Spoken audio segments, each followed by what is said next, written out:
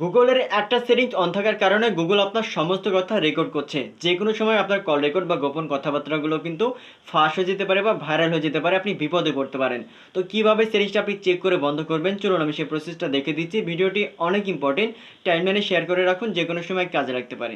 তো ফার্স্টে আপনার ফোনের সেটিংস ওপেন করবেন, এরপরে নিচের দিকে স্ক্রল করে দেখতে পাবেন গুগল নামের একটা অপশন থাকবে, আপনি এখানে ক্লিক করবেন।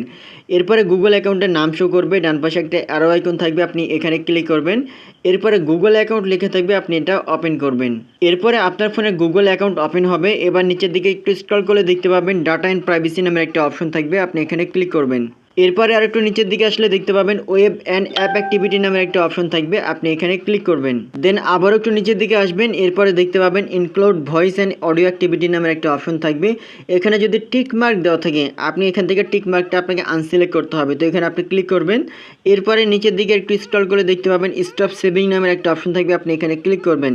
তাহলে কিন্তু এটা অটোমেটিক কিন্তু বন্ধ হয়ে যাবে। দেখেন এখান থেকে জাস্ট এটা হয়ে গেছে। আমি যদি এখান থেকে ক্রস আইকনে ক্লিক করে ব্যাক করি, যে টিক মার্কটা উঠে গেছে। এখন থেকে কিন্তু গুগল আপনার কথাগুলো রেকর্ড করতে পারবে না, আপনি কিন্তু সেফ জোনে থাকবেন।